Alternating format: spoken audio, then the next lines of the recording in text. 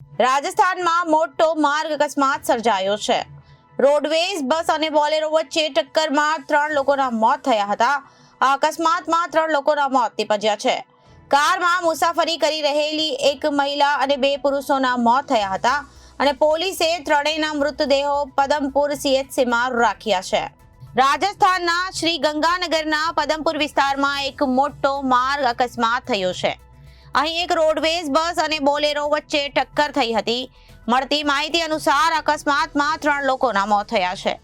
કારમાં મુસાફરી કરી રહેલી એક મહિલા અને 2 પુરુષોના મોત થયા છે અને પોલીસે ત્રણેયના મૃતદેહ પદમપુર CHCમાં રાખ્યા છે. ઘટનાની માહિતી મળતા જ પદમપુર પોલીસે ઘટના સ્થળે પહોંચી ગઈ હતી અને ત્રણેય મૃતકોના મૃતદેહને પોતાના કબજામાં લઈ હોસ્પિટલમાં રાખ્યા હતા. આ ઘટનામાં ઘાયલ થયેલા 2 લોકોને સારવાર માટે હોસ્પિટલમાં દાખલ કરવામાં આવ્યા હતા.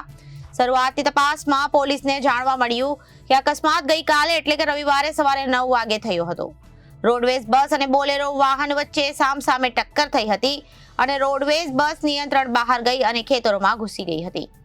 અકસ્માત એટલો ભયંકર હતો કે બોલેરોનો આગળનો ભાગ ચકનાચૂર થઈ ગયો હતો.